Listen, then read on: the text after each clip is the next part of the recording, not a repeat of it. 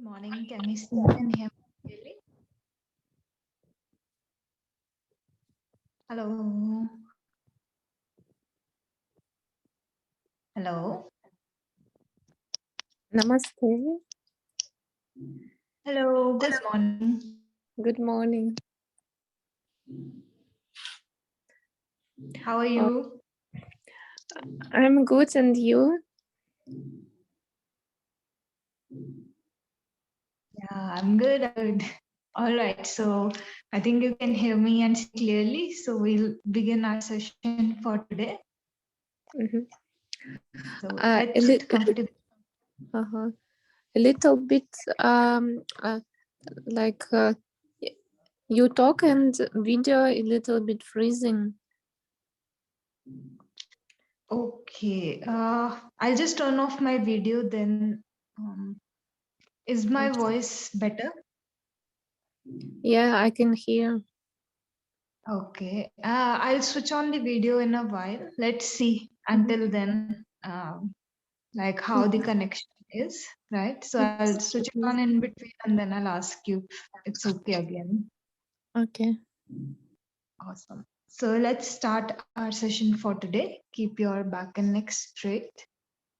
Sit comfortably where you are. And when you feel ready, very gently close your eyes. Just start watching your breath.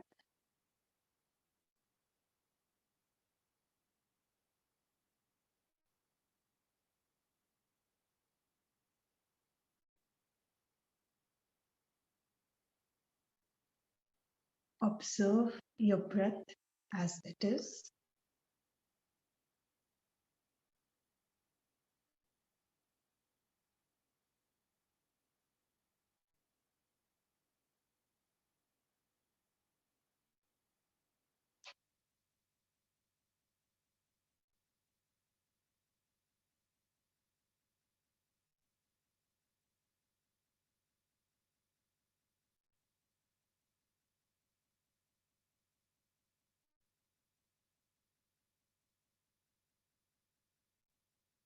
Slowly and gently shift your awareness to your posture. Take some time to adjust your body so that you are correctly aligned.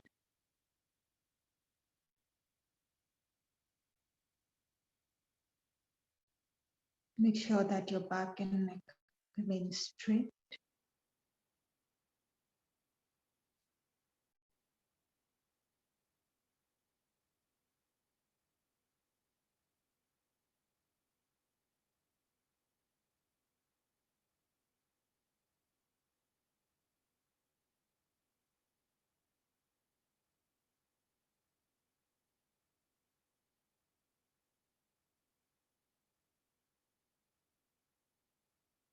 Make sure that your posture is both stable and comfortable.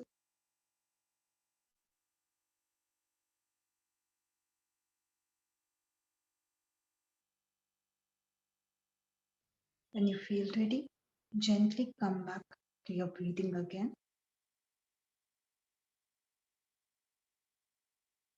Begin to deepen your breath.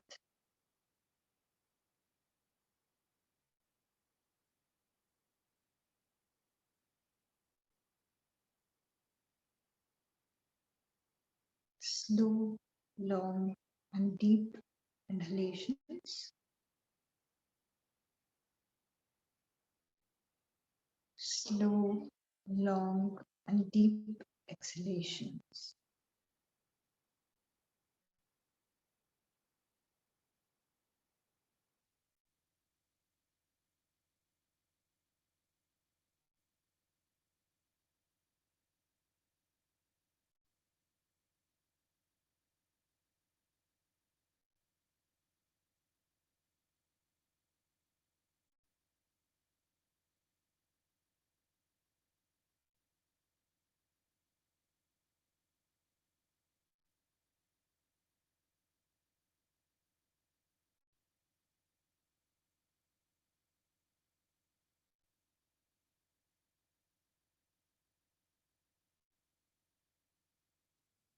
Relax your mind and prepare yourself for chanting Om 3 times, followed by 3 Shantis.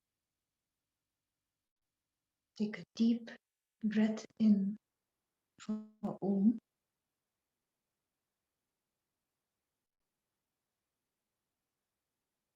Om.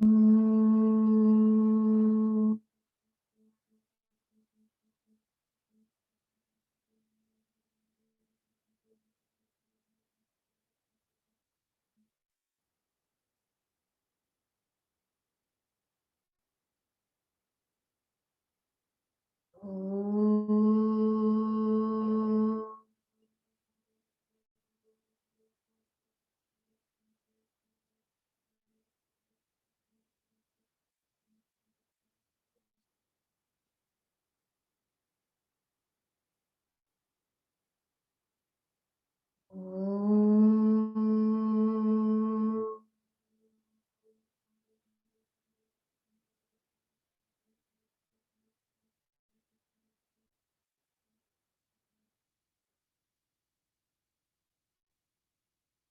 Shanti,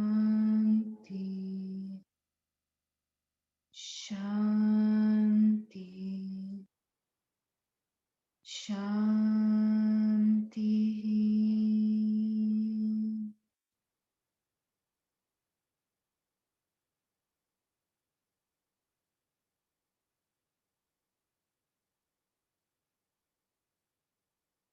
Feel the vibrations.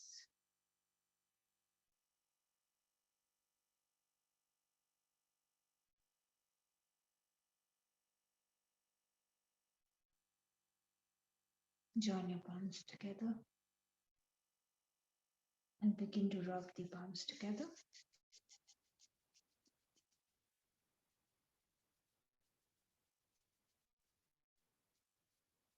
Keep your palms on your eyes very slowly while blinking and looking at your palms. Begin to open up your eyes and come back with a big smile. Namaste, everyone. Let us begin our session for today.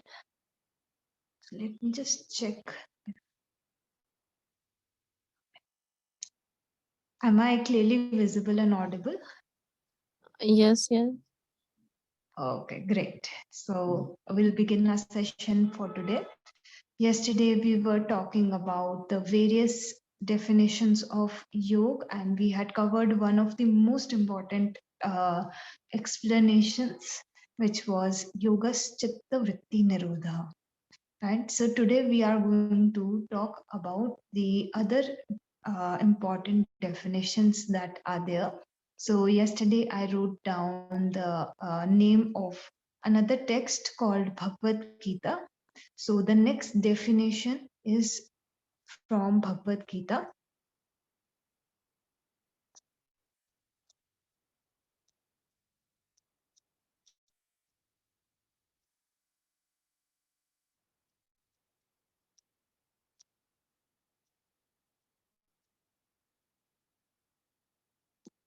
So the definition is Samatvam Yog Uchyate, or in English, the translation for this is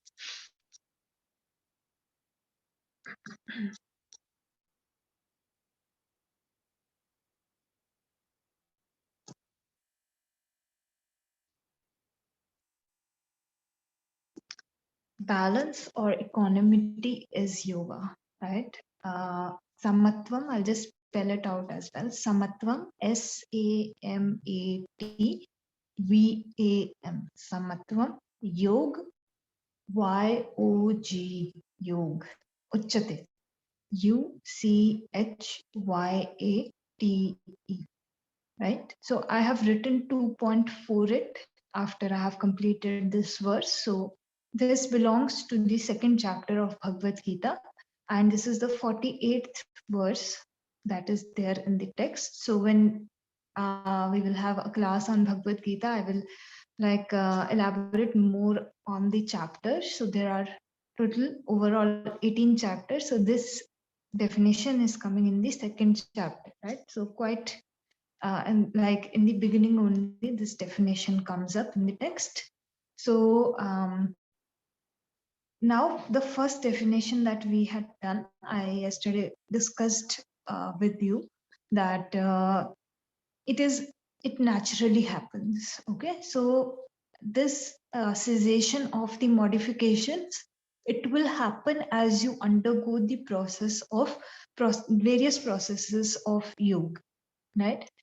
But it's a very high stage to achieve. So how do we do that? So the second definition tells you how you get to the natural state, right, where the fluctuation cease to exist. So how can we do that? Through this second definition, which is balance or equanimity, right?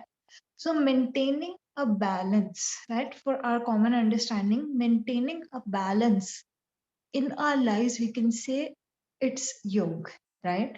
So now you will, if you ever meet a yogini, right, somebody who has been practicing yoga, they do not their aim is not to move towards happiness, right? Their aim is to move out of this cycle of happiness and sadness. So happiness and sadness are two sides of the same coin, actually, if you see, because your sadness is also supporting the happiness, right? Because when you are sad, then when something good happens, you are able to appreciate it. And in that same way, the happiness also supports the sadness, because if you are very happy at one point of time in your life, then when you don't get that thing, right, so you become sad, right? So the yogi recognizes that this is a very temporary form of happiness, right? And if they aim for happiness, then the circle will get completed, because it is a loop. Okay, it's a loop. So what the yogi aims to do is rise above these dualities, these loops that are formed consistently, right? Like, you will see the world is full of dualities, right? There is success and then there is failure, there is happiness, then there is sadness, there is in general context, if you see, there is night and then there is day. So our entire reality, if you closely observe this thing, it is full of dualities, right? So right now what is happening, the common man, the common person is stuck in the dualities. Okay, they are constantly moving towards achieving more happiness, not recognizing that that is not the highest source of their satisfaction, right? Because like sadness, happiness is also quite temporary in its nature, right? If you are sad today, I can assure you, I can guarantee you, you will be happy one day, right? And if it's the opposite, so if you are very happy today, don't get surprised if tomorrow you get sad. Okay, because these will phase out in your life. This is going to go on consistently, right? So what the yogi does is they rise above these dualities through the practices of yoga, right? So initially, some students, they join yoga because they really want to exercise their body, and when they exercise their body, they feel very happy about it, right? But suppose you come to the class, you know that you like this kind of thing, but you come to the class, and when you practice, you start feeling a lot of pain, right? So when you begin to feel this pain, you directly go into sadness, because you were anticipating that when you will practice, you will feel very happy, right? But slowly, as you proceed, even in your asana practice, you will see this thing that now you are able to observe the pain, right? When you are doing some stretches, earlier you were feeling very sore in your body. You were like, when will the count end, right? When will the teacher end the count and we can release the posture? But slowly, as your practice progresses, you will see this natural uh, tendency develop in you, where you will just come in an observational state and uh, see till when does the pain last, right? And because everything is quite temporary in its nature, the pain will also go away, right? So when you undergo this process again and again, the more you go for the practices, the more observant you become, right? Then your mind is not struggling to move towards some source of happiness, or struggling with the pain that you are experiencing. You are completely out of this loop, right? You are in an observational state, like I'm sitting by the side of the road, right? And I'm just observing the traffic passing by, right? So your thoughts, your emotions, all of these are just passing by, right? And the yogi, they come in a place of balance where they can observe these changes as they take place, without giving a reaction to it, right? So generally what we do is, there is something very painful, we give a reaction. If something makes us very, very happy also, we give out a particular form of reaction towards that thing, right? So slowly, as you go through the process, you will come to a state of equanimity. Equanimity is this thing only, being neutral, right? So again, this will happen naturally. So by the end of the course, maybe as you begin to end the course, earlier something triggered you a lot, right? But now as you move through your course, by the end maybe that same thing doesn't trigger you that much, right? Means that you are coming in an observational state and you are able to see this thing, right? Or you are able to feel this gap, right? Suppose the thing still triggers you, right? But now you're able to see when the thing is happening, then there is a pause, and then you are giving a reaction, right? So these things begin to show up as you go deeper, right? So there's a very, very famous story around this entire concept of the equanimity or balance, right? This definition of yoga, right? So in earlier times,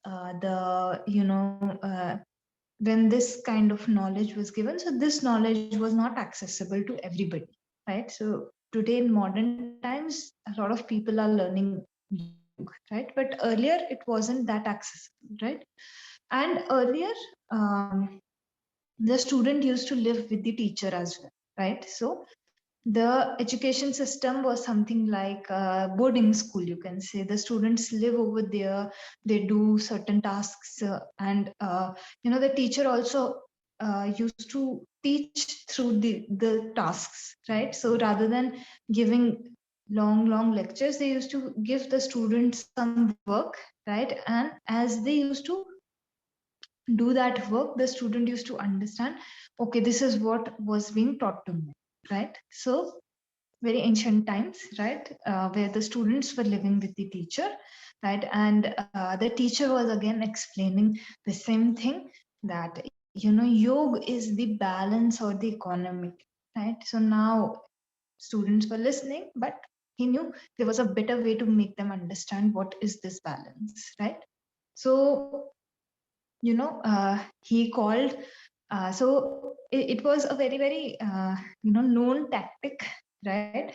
That the teacher used to call the favorite student, and through the example of the favorite student, they used to like teach everybody else, right? So the teacher, they called their favorite student, right? And even if they want to scold the naughty ones, no, they will scold the favorite one, right? So these were early in ancient times, these were some little hidden tactics that the teachers used, right? So the teacher called his favorite student and he said that, okay, come sit. So the student was naturally very happy, right? So he sat and he asked, okay, tell me, what do I have to do? You have called me. So the guru or the teacher, he said that, you know, for the next 3 or 4 days, I'm giving you a schedule. You have to follow this schedule. Each and every hour, you have to do a different task. Okay, so the student was very happy that the teacher thought that he could do all of these things, and he was very happy to serve, right? So he saw the list and he was like, all set, okay. ready, from the next day I'm going to do all of these things, right? So then what happened was, now the teacher, he asked the favorite student to go, and he called the remaining of the students, right? So everybody came, everybody was happy that they were called. So they came to the teacher, and the teacher said, okay, now what is your task? Okay, so I have given him a list of the things that he has to do, and each and every hour he will do a different task, right, for the next 3 or 4 days. So what you guys have to do is, when he completes a task in a particular hour, you have to go and appreciate, okay? And then when he completes the task given in the next hour, you have to go and criticize him to the best of your ability, right? So appreciation also should be the best, and then the criticism should also be the best, right? And each hour you have to alternate, right? So it's like extremes, right? One time very appreciative, then suddenly critical, and then again appreciative, then again critical. So all the students, they were just like, fine, we will do this thing. So now next day morning, the student who was given the task, he went to the classroom. He had to clean the classroom in that hour. So before the class began, he had to make all the arrangements. So he cleaned the class. He, aligned all the mats perfectly, and even arranged the mat for the teacher, right, where the teacher would sit. Everything was done perfectly, right? So before their teacher came, generally the students used to already assemble before the teacher entered the class, right? So now, before the teacher came, all the students came, and like the teacher had told them, they appreciated the student a lot, right? The person who was given this responsibility, right? So they said that, oh wow, you have arranged the mats so perfectly, all the mats are color coded, everything is done properly, right? So the student, he felt very, very good that, okay, I have at least completed my responsibility and I have done it well, right? So then the next hours changed, right? Then he was doing some other task, right? So when he completed that task, so everybody went in over there, and they hugely criticized him, right? They said that if you are not even able to do this little thing, then how will you do other things in your life? You are not prepared at all. What have you learned in all of these years that you have lived here? And some other things. They accused him that he is unable to do anything. He is not capable, right? Then again, the next hour changed, and he did something else. He completed some other task, right? And then all of them came in and they appreciated him a lot, right? So now constantly this extreme change was going on from 1 hour to the other, right? So now first day he observed, okay, this is what is happening, right? Then he was getting happy, he was getting sad, but he just observed, right, this thing. Now this madness continued for the next day also, right? So again, he was seeing this thing, checking this thing, right? He was unable to understand what is going on, right? Then the third day came in, right? So again, this madness was going on. So by the end of the third day, he came in a lot of conflict and confusion, right? He thought that, am I good or am I bad, right? He had this genuine question in his mind, because in 1 hour everybody appreciated him a lot, and then in the other hour they were very critical of him, right? So by the end of the third day, initially it was a very, very low voice, and now it started to rise up, right, as the third day came in, and this doubt settled in him very deeply, right? So now he did not understand what he could do or how he could find this answer, right? So he thought that his teacher, uh, he is a person who is supposed to have a lot of knowledge. So he said that rather than like me answering this question, I should go to the teacher, right?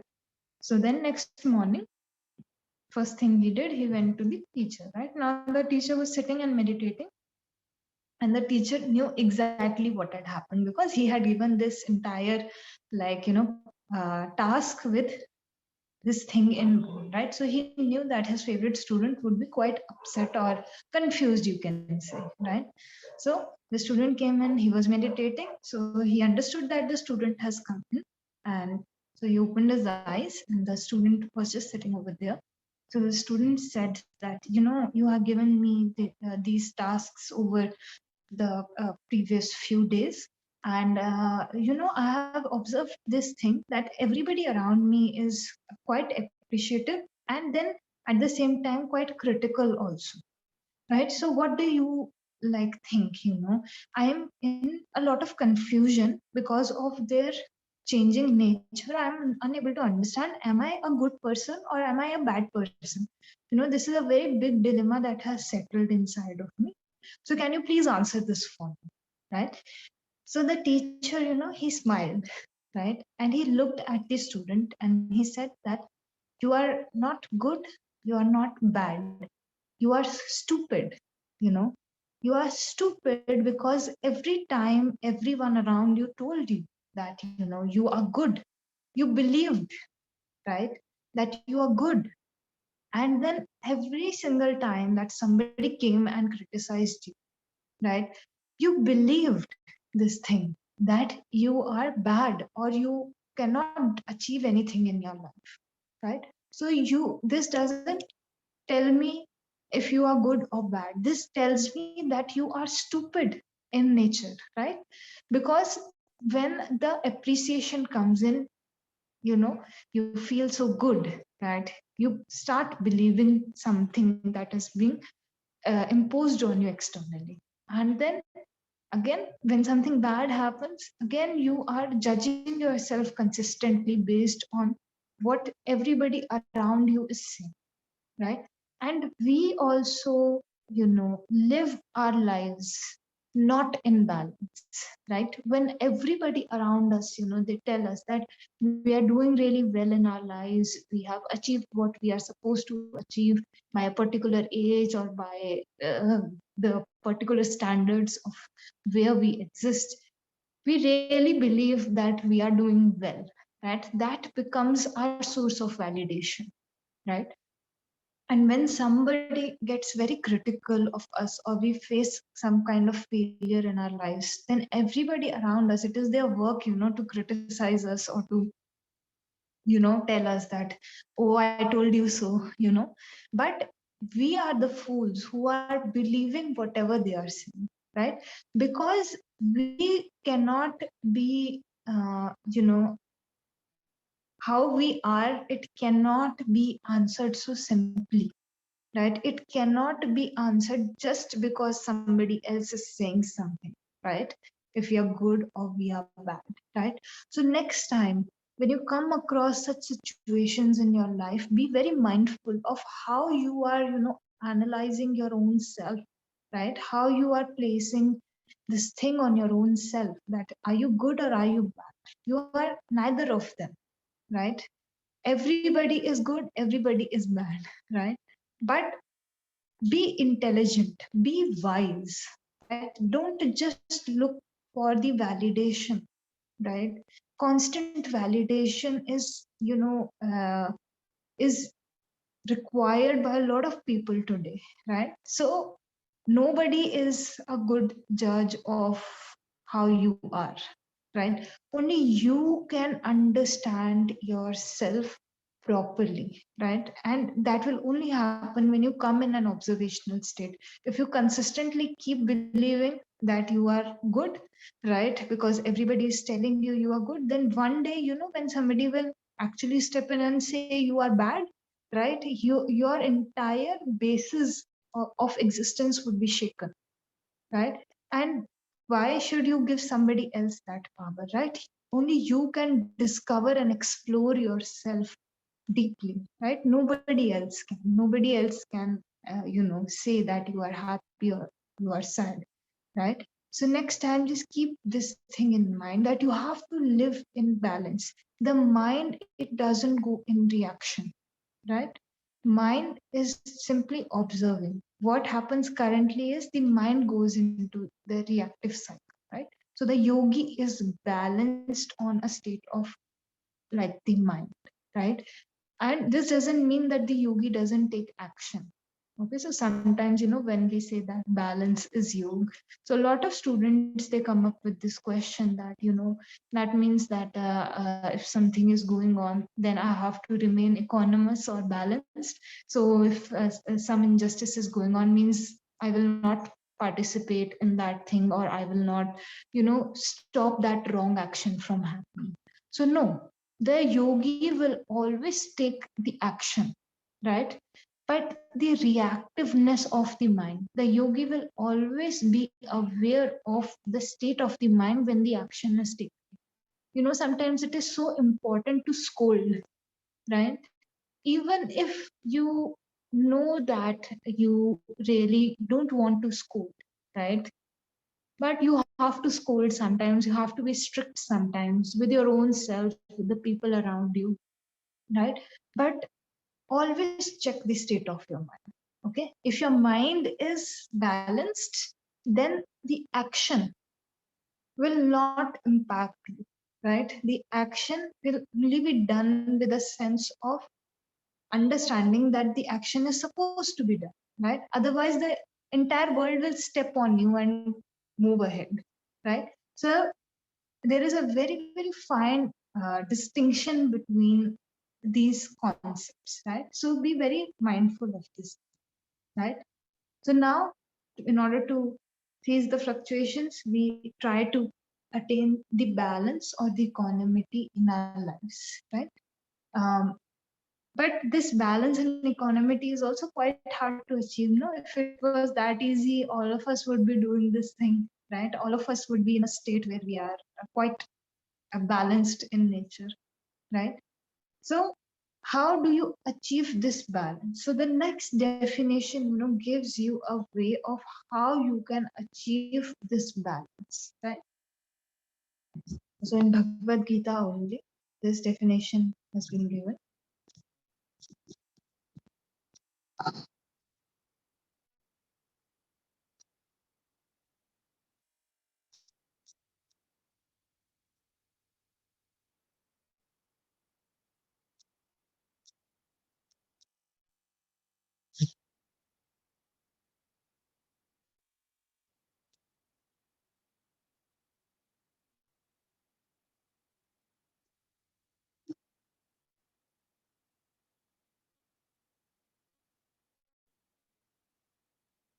Right?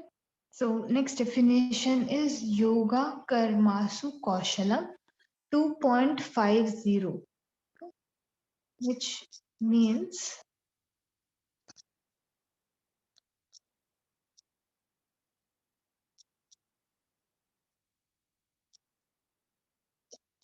so Lord Krishna, he says in the 50th verse of the second chapter, Yoga Karmasu Kaushalam, or perfection in action is yoga. Okay, so YOGAH, yoga, karmasu, KARMASU, karmasu, kaushalam, KAUSHALAM.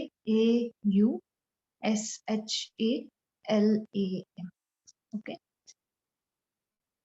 now there is this thread that is going on, and we have reached this third definition where we are understanding what we can do to attain the balance, right? So first myth that I want to debunk in these classes is that most people believe that perfection is not possible, but perfection is totally attainable, right? And this thing has been clarified in Bhagavad Gita, right?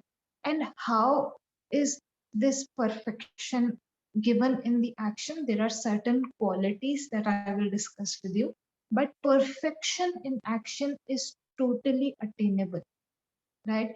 And once you attain the perfection in each and every action, you move towards a state of balance, which moves you towards a place where the fluctuations naturally cease to exist. Okay, so the perfection is totally attainable, right? So now Krishna ji says that this perfection or skillfulness. You will see the yogi's actions are quite skillful in nature, right? They are quite perfect in nature. Not one action, not two actions, not the actions taken when they are on the yoga mat, right? Yoga is actually about how you live rather than just showing up on the mat every day, right? So this definition, opens up the possibility for you to achieve this perfection while you are fulfilling your responsibilities. Okay, so generally when people talk of yoga, they think they have to leave the world behind. So no, you don't have to leave the world behind. You can very well change the way in which you are conducting yourself each and every day, right? And that will show how much you are practicing, right? Because now each and every moment become uh, has become an opportunity for you to show this perfection, right? So you don't have to leave the world behind. It's a very good news, right? So now what does this perfection mean, right? I am willing to attain perfection, but what is the quality of the perfection, right? First thing is your full concentration.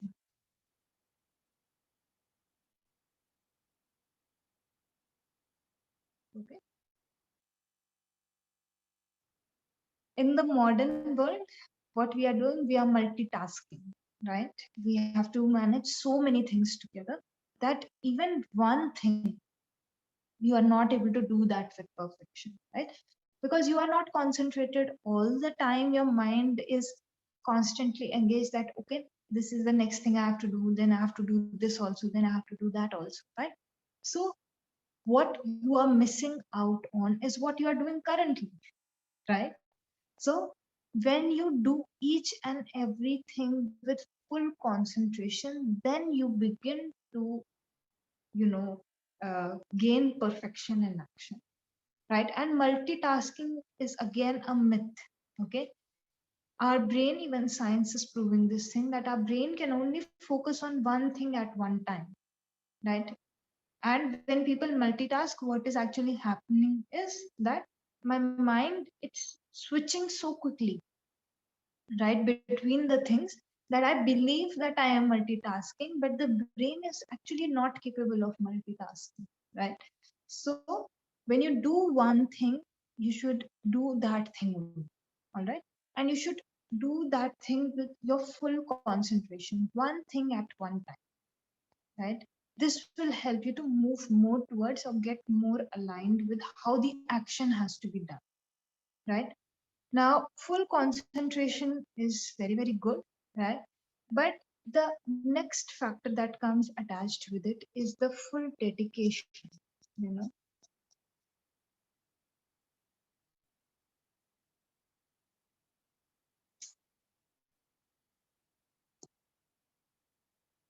So for the yogi, there is no task which is good or bad, right? Low level task or high level task, right? For the yogi, each and every task is again an opportunity to increase their practice of yoga, you can say, right? So each and every task is done with full dedication, right?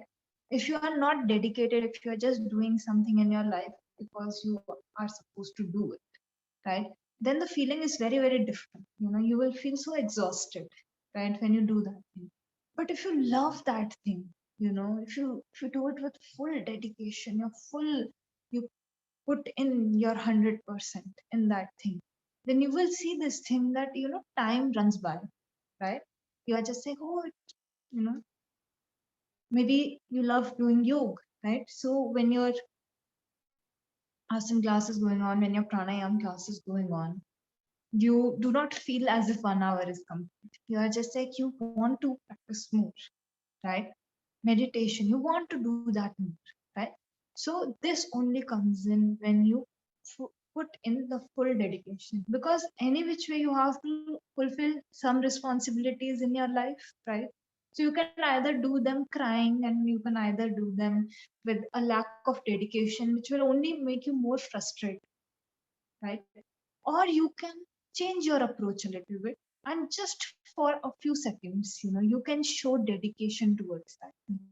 And then see what kind of, beautiful or wonderful thing that begins to, right? Because if we dedicate ourselves, that thing will never exhaust you, right? You will see your efficiency improves immensely, right? So this full concentration, right? When you do one thing at a time, a lot of people think that we have so many things to do. How can we do one thing at a time, right?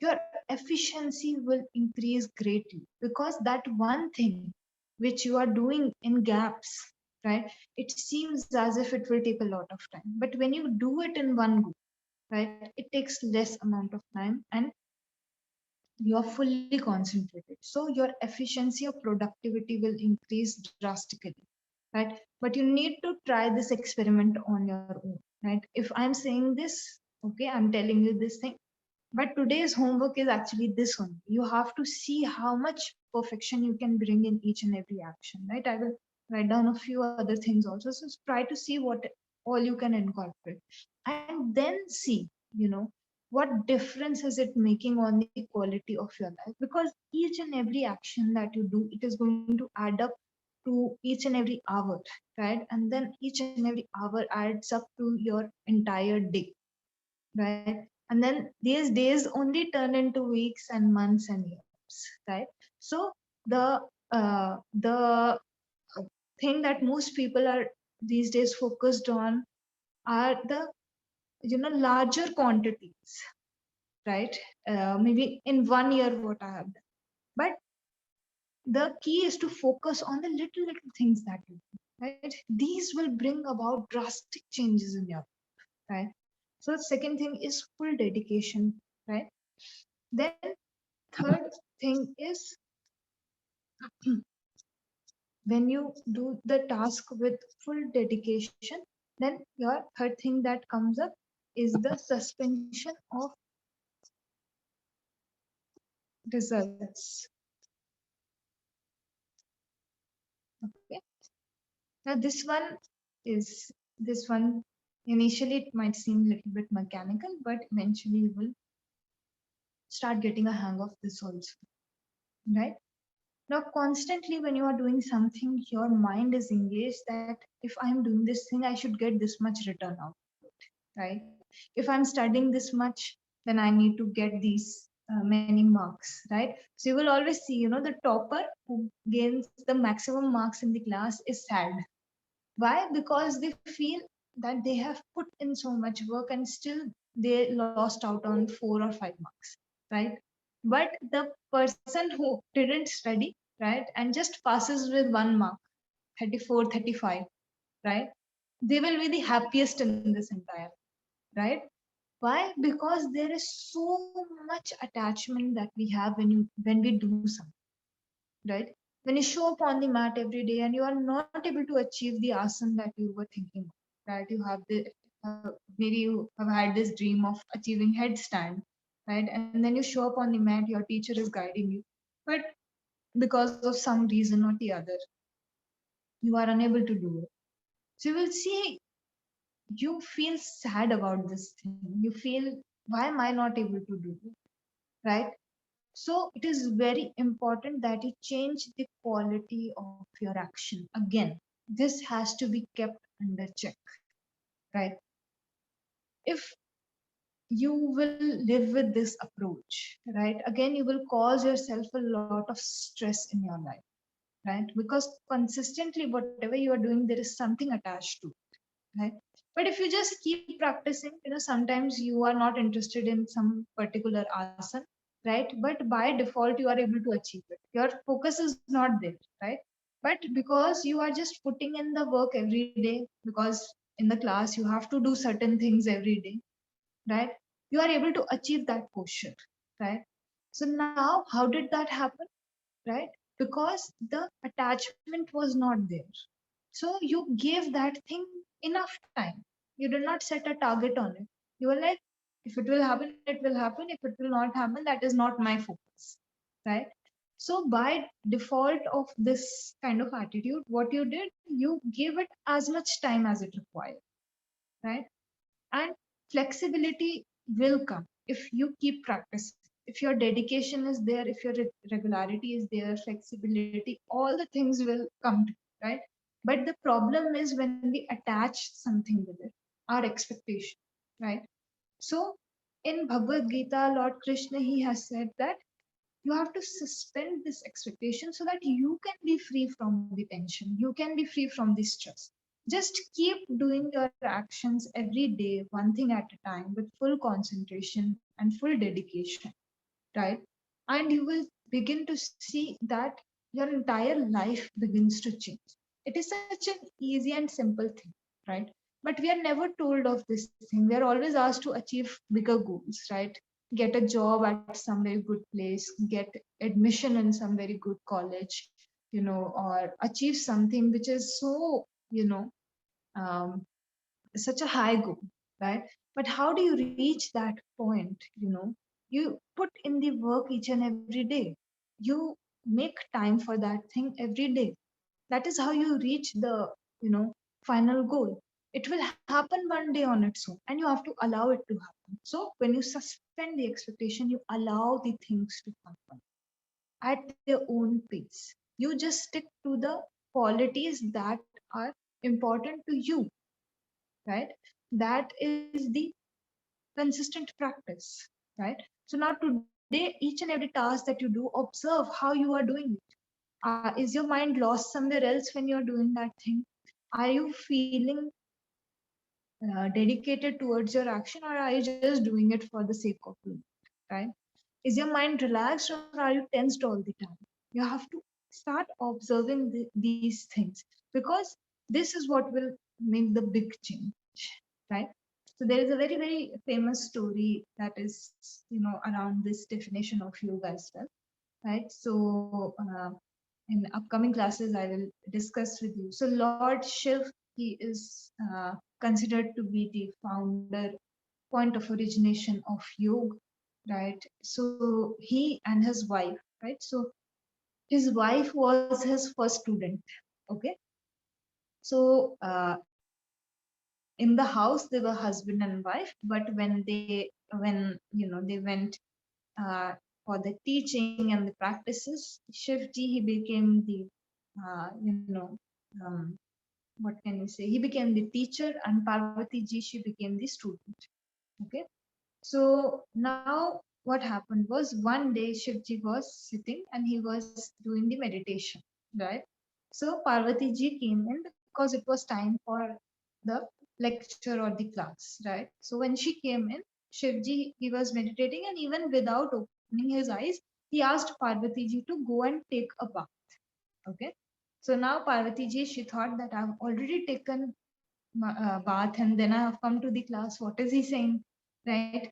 But now in the class, she is the student. She cannot question the teacher. And in ancient times, students completely surrendered. They didn't question the teacher. They just did whatever the teacher was saying. Right. So now she went again.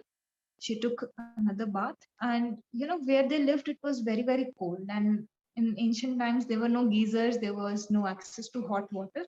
So she was bathing in the water of the flowing river, right? So it was very, very cold already, and then the water was also cold, right? So then when she bathed, she came in again, and without even opening his eyes, Shivji again asked her to go and take a bath again, right? So now this thing, every time she used to come back, Shivji used to say, go take another bath, right?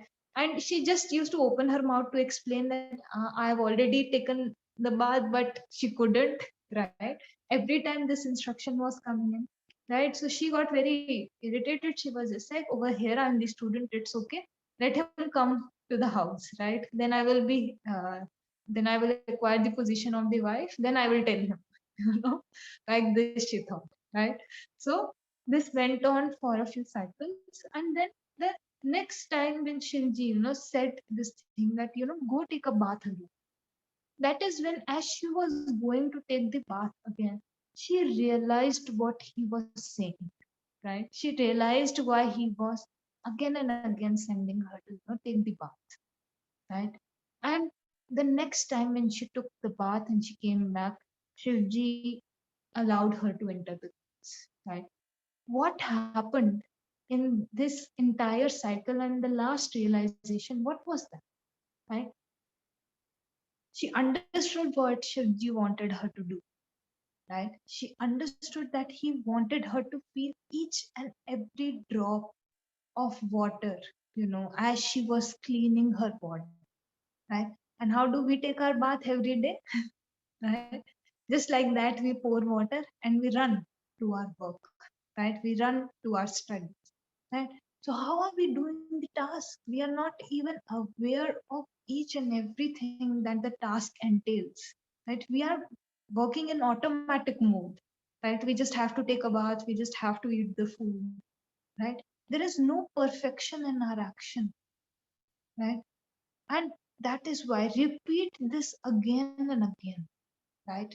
Unless and until you reach this point of perfection in your action, right, where all the qualities come in, all the qualities that will entail perfection, they come in each and every action that we do. That is when you attain perfection in action, and automatically the rest of the things happen, right? So today's task is this only: observe your actions and try to incorporate as many qualities as you can. Any doubts in today's session on the definition of yoga? Any questions, queries? No, thank you. All right. Okay. Great. So we'll close our session for today. Sit comfortably. Keep your back and neck straight. Gently close your eyes.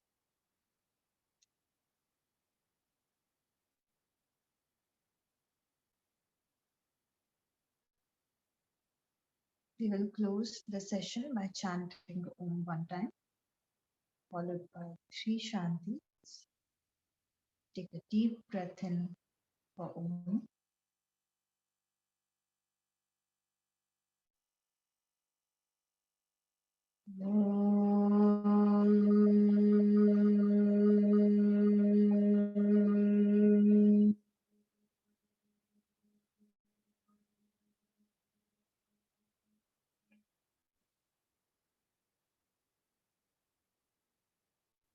Shanti, Shanti, Shanti.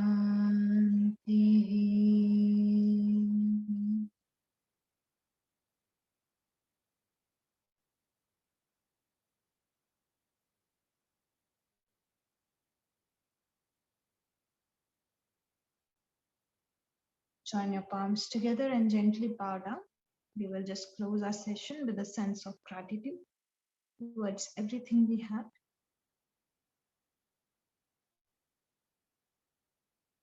Begin to rub your palms together.